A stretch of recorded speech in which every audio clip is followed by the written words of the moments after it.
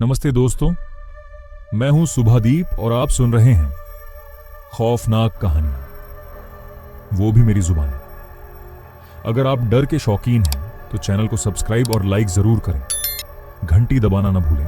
आज की कहानी है भूतिया सुरंग। रात के करीब 11:30 बजे की बात थी जब उत्तर भारत के पहाड़ी इलाके में बसे छोटे से गांव देवगढ़ के पास एक पुरानी सुरंग के सामने 5 दोस्त खड़े थे। उस सुरंग का नाम सुनते ही गांव के लोगों के चेहरे का रंग उड़ जाता था। लोग कहते थे कि इस सुरंग के अंदर जो भी आधी रात के बाद गया वह कभी पहले जैसा लौट कर नहीं आया। कोई पागल हो गया तो कोई हमेशा के लिए गायब हो गया। 5 दोस्तों में सबसे बहादुर माना जाता था करण। उसके साथ अमन, विवेक, निखिल और समीर थे। वे सभी शहर से आए थे और उनका मकसद था इस सुरंग के रहस्य का पता लगाना। गांव वालों ने उन्हें कई बार रोका, लेकिन उन्होंने किसी की बात पर विश्वास नहीं किया।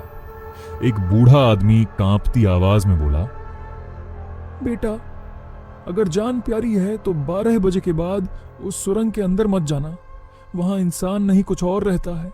करण मुस्कुराकर बोला, बाबा, हम भूत प्रेत पर विश्वास नहीं करते। बूढ़ा केवल इतना बोला, यही बात वहां जाने वाले हर इंसान ने कही थी। यह कहकर वह वहां से चला गया। घड़ी में 11:55 हो चुके थे। सुरंग के बाहर अजीब सी ठंडी हवा चल रही थी, जबकि पूरे इलाके में गर्मी का मौसम था। अचानक सुरंग के अंदर से किसी औरत के रोने की आवाज आई। समीर घबराकर बोला, क्या तुम लोगों ने भी सुना? करण ने टॉर्च जलाते हुए कहा, कोई जानवर होगा। जैसे ही घड़ी में 12 बजे सुरंग के अंदर से तेज हवा निकली और सभी की टॉर्च एक साथ बंद हो गई। कुछ सेकंड बाद टॉर्च दोबारा जल उठी, लेकिन इस बार सुरंग के अंदर की दीवारों पर लाल रंग से बने सैकड़ों हाथों के निशान दिखाई दे रहे थे। अमन कांपती आवाज में बोला, ये पहले नहीं थे। करण ने कैमरा निकालकर फोटो खींची। फोटो खींचते ही कैमरे की स्क्रीन पर एक सफेद साड़ी पहनी औरत दिखाई दी जो उनके बिल्कुल पीछे खड़ी थी। सबने तुरंत पीछे मुड़कर देखा, वहां कोई नहीं था। करण ने फिर कैमरे की स्क्रीन देखी। इस बार वह औरत पहले से भी ज्यादा करीब आ चुकी थी। अचानक कैमरा अपने आप बंद हो गया। अब सुरंग के अंदर से बच्चों के हंसने की आवाज आने लगी। विवेक बोला, मुझे अच्छा नहीं लग रहा, वापस चलते हैं। लेकिन तभी सुरंग के अंदर बहुत दूर एक पीली रोशनी दिखाई दी, जैसे कोई लालटेन लेकर खड़ा हो। निखिल बोला, शायद कोई आदमी है। वे सभी धीरे धीरे उस रोशनी की तरफ बढ़ने लगे। जितना वे आगे जाते रोशनी उतनी ही दूर होती जाती। करीब 10 मिनट चलने के बाद उन्हें एहसास हुआ कि सुरंग खत्म ही नहीं हो रही। समीर ने पीछे मुड़कर देखा। जिस रास्ते से वे आए थे वहां अब केवल काला अंधेरा था। सुरंग का मुंह गायब हो चुका था। अब उनके मोबाइल में नेटवर्क नहीं था। घड़ी भी बंद हो चुकी थी। अचानक सुरंग की दीवार से किसी ने धीरे से फुसफुसाया, तुम लोग वापस नहीं जा सकते। सब डर कर पीछे हट गए। दीवार पर एक चेहरा उभर आया जिसकी आंखों से खून बह रहा था। वह मुस्कुराया और बोला, अब तुम सब यहां के हो। इतना कहते ही पूरी सुरंग जोर से कांपने लगी और दूर दिखाई देने वाली पीली रोशनी अचानक उनकी ओर तेजी से बढ़ने लगी। 5 दोस्त डर के मारे वहीं जम गए। पीली रोशनी बिजली की रफ्तार से उनकी ओर बढ़ने लगी। 5 दोस्त डर के मारे एक दूसरे के पीछे छिप गए। कुछ ही पल बाद रोशनी उनके सामने आकर रुक गई, लेकिन वहां कोई इंसान नहीं था। एक पुरानी जंग लगी लालटेन हवा में अपने आप तैर रही थी। उसकी लौ हरे रंग की जल रही थी। अचानक लालटेन मुड़ी और सुरंग के अंदर की ओर बढ़ने लगी, जैसे किसी को अपने पीछे आने का इशारा कर रही हो। करण ने हिम्मत करके कहा, शायद यही हमें बाहर निकलने का रास्ता दिखाए। कोई और रास्ता न होने की वजह से 5 उसके पीछे चल पड़े। करीब 15 मिनट बाद सुरंग अचानक खत्म हो गई। उनके सामने जो दृश्य था उसे देखकर सबकी सांसें थम गईं। वहां एक पुराना रेलवे स्टेशन था। स्टेशन पूरी तरह सुरंग के अंदर बना हुआ था। जंग लगी पटरियां धूल से ढकी थीं। टूटी हुई बेंचों पर मकड़ी के जाले लटके थे। स्टेशन के ऊपर लगे बोर्ड पर धुंधले अक्षरों में लिखा था, काल छाया स्टेशन। अमन हैरानी से बोला, इतना बड़ा स्टेशन यहां कैसे हो सकता है? समीर ने जवाब दिया, मैंने कभी इसके बारे में नहीं सुना। तभी लाउडस्पीकर अपने आप चालू हो गया। एक भारी आवाज पूरे स्टेशन में गूंज उठी। ट्रेन नंबर 13 आपका इंतजार कर रही है। सभी यात्री कृपया अपने अंतिम सफर के लिए तैयार हो जाएं। आवाज सुनते ही पूरे स्टेशन की लाइटें जलने लगीं, लेकिन प्लेटफॉर्म पर खड़े लोग बिल्कुल अजीब थे। सभी ने पुराने जमाने के कपड़े पहन रखे थे। उनके चेहरे झुके हुए थे। कोई भी हिल नहीं रहा था। करण ने उनमें से एक आदमी के कंधे पर हाथ रखा। वह आदमी धीरे धीरे पलटा। उसका चेहरा बिल्कुल नहीं था। जहां आंखें और मुंह होना चाहिए था, वहां केवल काली खाई दिखाई दे रही थी। अचानक प्लेटफॉर्म पर खड़े सभी लोग एक साथ उनकी ओर मुड़ गए। सैकड़ों बिना चेहरे वाले लोग एक साथ उनकी तरफ बढ़ने लगे। पांचों दोस्त जान बचाकर भागे। भागते भागते विवेक की नजर स्टेशन की दीवार पर टंगी एक पुरानी तस्वीर पर पड़ी। उस तस्वीर में 5 युवक मुस्कुरा रहे थे। उनके कपड़े बिल्कुल उन्हीं जैसे थे। विवेक डर से कांप उठा। उसने सबको तस्वीर दिखाई। सभी के होश उड़ गए। तस्वीर में मौजूद 5 युवक वही थे, लेकिन तस्वीर के नीचे तारीख लिखी थी 17 जुलाई 1986, जबकि उनका जन्म भी उस समय नहीं हुआ था। अचानक स्टेशन पर ट्रेन की तेज सीटी गूंजी। घना धुआं फैल गया। काली भाप छोड़ती एक पुरानी ट्रेन धीरे धीरे प्लेटफॉर्म पर आकर रुकी। ट्रेन का हर डिब्बा खून जैसे लाल रंग से रंगा हुआ था। उसके दरवाजे अपने आप खुल गए। अंदर बैठे सभी यात्री सिर झुकाए हुए थे। तभी उनमें से एक ने धीरे धीरे सिर उठाया। उसकी आंखें पूरी तरह सफेद थीं। वह मुस्कुराया और बोला, बहुत इंतजार करा है तुम लोगों ने। पिछले 40 साल से तुम्हारी सीटें खाली थीं। इतना कहते ही ट्रेन के सभी यात्री एक साथ खड़े हो गए और उनकी ओर बढ़ने लगे। प्लेटफॉर्म के पीछे खड़ा एक पुराना घड़ी घर अचानक 12 बार बजा और उसी क्षण पूरी सुरंग में किसी औरत की भयानक चीख गूंज उठी। पूरे स्टेशन में औरत की भयानक चीख गूंज रही थी। काली ट्रेन के सभी दरवाजे अपने आप पूरी तरह खुल गए। अंदर बैठे सफेद आंखों वाले यात्री धीरे धीरे प्लेटफॉर्म पर उतरने लगे। उनके कदमों की आवाज नहीं आ रही थी। ऐसा लग रहा था जैसे वे जमीन पर चल नहीं रहे बल्कि हवा में तैर रहे हों। करण जोर से चिल्लाया, भागो यहां से। 5 दोस्त पूरी ताकत से स्टेशन के दूसरे छोर की ओर दौड़ पड़े, लेकिन कुछ ही दूरी पर पहुंचते ही उनके कदम रुक गए। जहां बाहर निकलने का रास्ता होना चाहिए था, वहां अब केवल पत्थर की ठोस दीवार थी। अमन ने पूरी ताकत से दीवार पर मुक्का मारा। दीवार पर दरार तक नहीं आई। तभी पीछे से ट्रेन की सीटी फिर गूंजी। सबने मुड़कर देखा। वह ट्रेन अब पहले से भी ज्यादा करीब आ चुकी थी। उसके इंजन पर बड़े बड़े अक्षरों में लिखा था, अंतिम यात्रा। अचानक लाउडस्पीकर फिर चालू हुआ।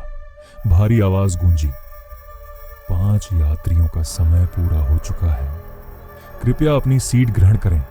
निखिल घबराकर बोला, ये हमारे बारे में कह रहा है।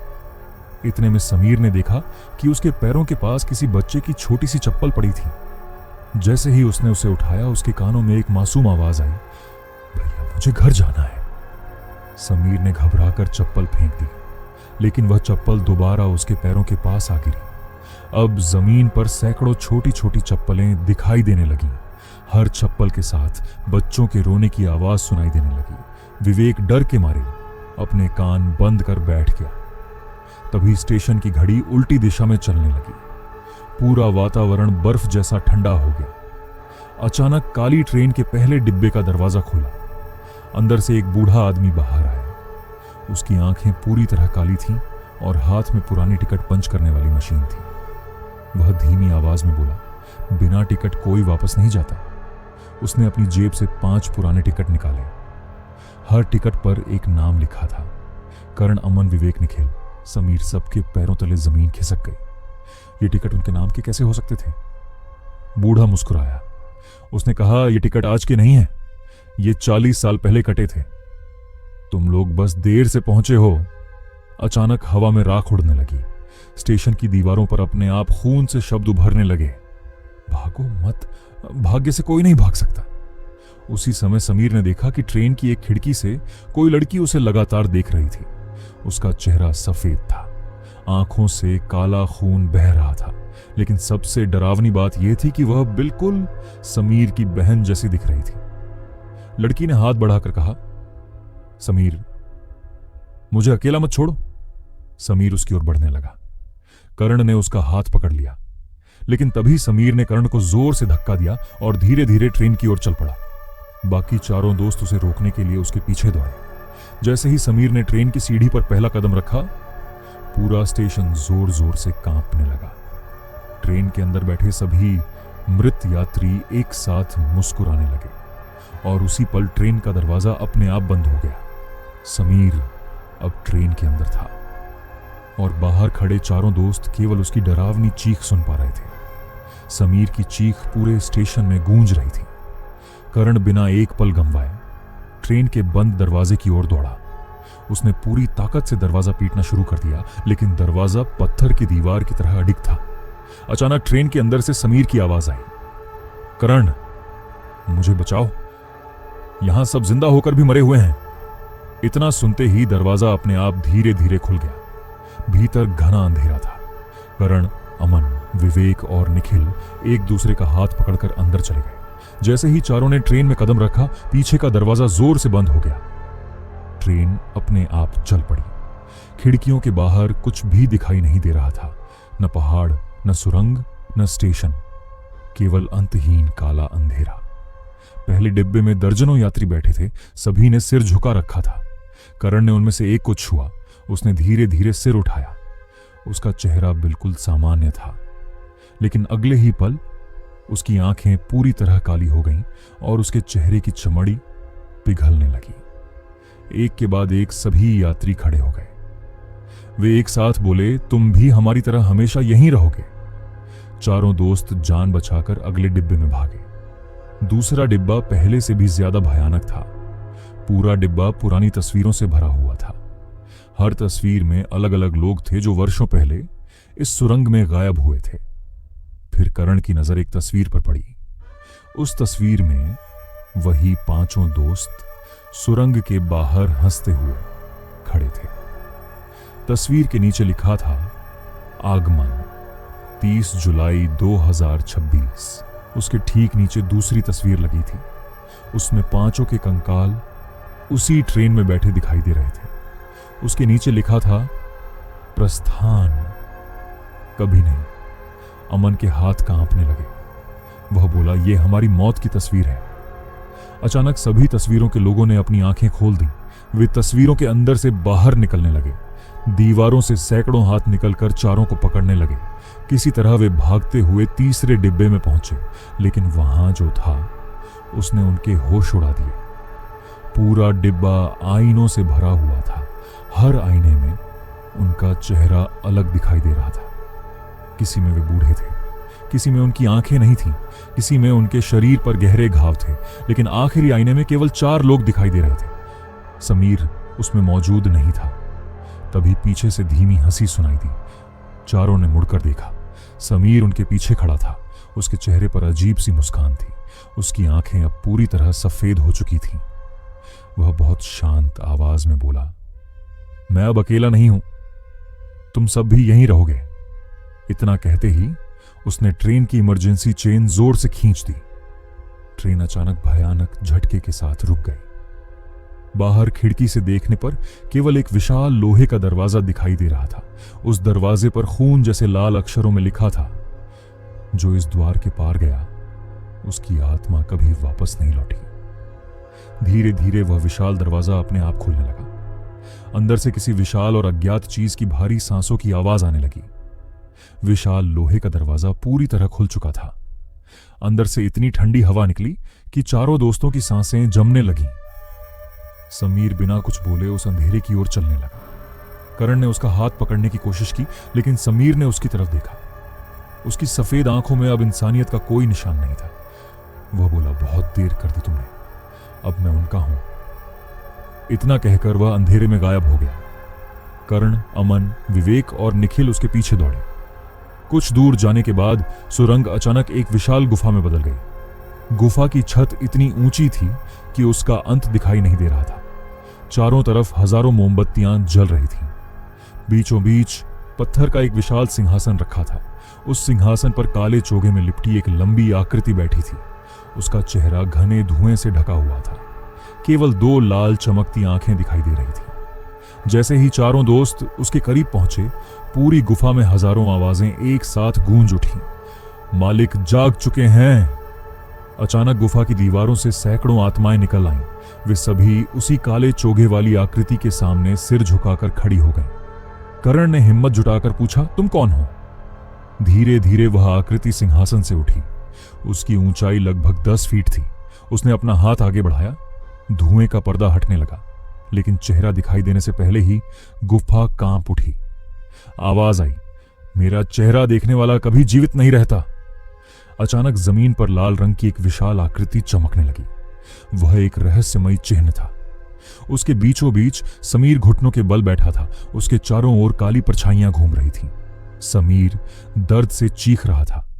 उसके शरीर से काला धुआं निकल रहा था। अमन उसे बचाने के लिए दौड़ा, लेकिन अचानक अदृश्य शक्ति ने उसे हवा में उछाल दिया।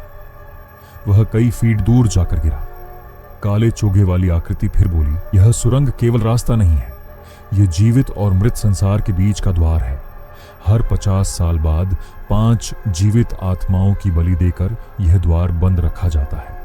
अगर बलि पूरी नहीं हुई तो हजारों भटकी हुई आत्माएं बाहर निकल जाएंगी। चारों दोस्त एक दूसरे की ओर देखने लगे। अब उन्हें समझ आ गया कि उन्हें यहां क्यों बुलाया गया था। तभी करण की नजर गुफा की दीवार पर पड़ी। वहां एक बहुत पुरानी तलवार टंगी हुई थी। उसके नीचे लिखा था, जिसके हृदय में भय नहीं होगा वही शाप तोड़ सकेगा।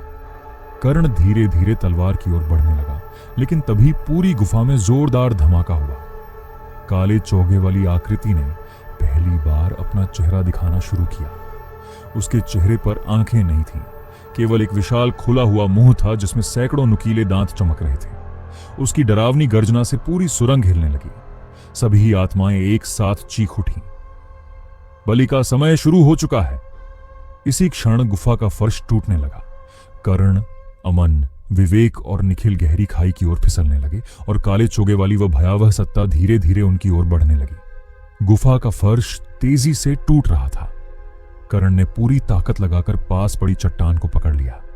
अमन, विवेक और निखिल भी किसी तरह खुद को संभालने में सफल हो गए, लेकिन समीर अब भी उस रहस्यमय चिन्ह के बीच घुटनों के बल बैठा था। उसके शरीर से काला धुआं निकल रहा था और उसकी आंखें पूरी तरह सफेद हो चुकी थीं। काले चोगे वाली विशाल सत्ता उनकी ओर बढ़ी। उसकी गर्जना से पूरी गुफा कांप उठी। वह बोली, 50 वर्षों का समय पूरा हो चुका है। 5 आत्माओं की बलि देकर ही यह द्वार बंद रहेगा। कर्ण की नजर दीवार पर टंगी प्राचीन तलवार पर पड़ी। वह पूरी ताकत से उछला और तलवार को दीवार से खींच लिया। जैसे ही उसने तलवार हाथ में ली, पूरी गुफा तेज सुनहरी रोशनी से भर गई। हजारों आत्माएं दर्द से चीखने लगीं। काली सत्ता पहली बार पीछे हट गई। वह गुस्से में दहाड़ी, यह तलवार तुम्हारे लिए नहीं है। कर्ण ने तलवार उठाकर कहा, अगर किसी की बलि देनी है तो पहले मुझे मारना होगा। इतना सुनते ही तलवार से तेज प्रकाश निकला और वह सीधे समीर के शरीर पर पड़ा। समीर के शरीर से निकल रहा काला धुआं तड़पने लगा। कुछ ही क्षणों में उसके भीतर से एक विशाल काली परछाई बाहर निकली। वह हवा में घूमती हुई फिर उसी काली सत्ता में समा गई। अब समीर बेहोश होकर जमीन पर गिर पड़ा। काली सत्ता क्रोध से पागल हो गई। उसने अपना विशाल हाथ उठाया और पूरी गुफा में अंधेरा फैल गया। चारों तरफ से हजारों आत्माएं कर्ण पर टूट पड़ी। कर्ण ने आंखें बंद की और पूरी ताकत से तलवार उस रहस्यमयी चिन्ह के बीच घोंप दी। तलवार जमीन में धंसते ही भयंकर विस्फोट हुआ। पूरी सुरंग हिलने लगी। दीवारों में लंबी दरारें पड़ गईं। पत्थर टूटकर गिरने लगे। सिंहासन चकनाचूर हो गया। काली सत्ता दर्द से चीख उठी। उसका शरीर धुएं में बदलने लगा। एक एक करके सभी भटकी हुई आत्माएं चमकती रोशनी में बदलकर आसमान की ओर उठने लगीं। सैकड़ों वर्षों से कैद आत्माओं को आखिरकार मुक्ति मिल गई। काली सत्ता की अंतिम चीख पूरी सुरंग में गूंजी। फिर वह हमेशा के लिए राख बनकर बिखर गई। कर्ण ने तुरंत समीर को उठाया। चारों दोस्त भागते हुए बाहर की ओर दौड़ने लगे। पीछे पूरी सुरंग भर भरा कर गिर रही थी। कुछ ही मिनटों बाद वे सुरंग के मुंह से बाहर निकल आए। जैसे ही वे बाहर पहुंचे, पूरी पहाड़ी जोरदार धमाके के साथ धंस गई। भूतिया सुरंग हमेशा के लिए पत्थरों के नीचे दफन हो चुकी थी। सूरज की पहली किरण निकल चुकी थी। चारों दोस्तों ने राहत की सांस ली। समीर धीरे धीरे होश में आया। उसे सुरंग के अंदर की कोई बात याद नहीं थी। गांव वाले दौड़ते हुए वहां पहुंचे। उन्होंने देखा कि जिस सुरंग से दशकों तक लोग गायब होते रहे, उसका नामो निशान मिट चुका था। गांव के बुजुर्ग ने आसमान की ओर देखकर कहा, आज इस धरती को उसके सबसे पुराने शाप से मुक्ति मिल गई। चारों दोस्त शहर लौट आए। उन्होंने कभी उस घटना का जिक्र किसी से नहीं किया, लेकिन लगभग 1 साल बाद करण के मोबाइल पर एक अनजान नंबर से एक तस्वीर आई। तस्वीर में वही पुरानी सुरंग दिखाई दे रही थी, जबकि सुरंग तो पूरी तरह नष्ट हो चुकी थी। तस्वीर के अंदर 5 धुंधली परछाइयां खड़ी थीं। वे धीरे धीरे कैमरे की ओर मुड़ी। उनमें से एक परछाई बिल्कुल करण जैसी दिख रही थी। तस्वीर के नीचे केवल एक पंक्ति लिखी थी, द्वार कभी पूरी तरह बंद नहीं होता। उसी क्षण करण के कमरे की लाइट अपने आप बंद हो गई। अंधेरे में वही भारी आवाज गूंजी। अगली 50 वर्षों की प्रतीक्षा अब शुरू हो चुकी है।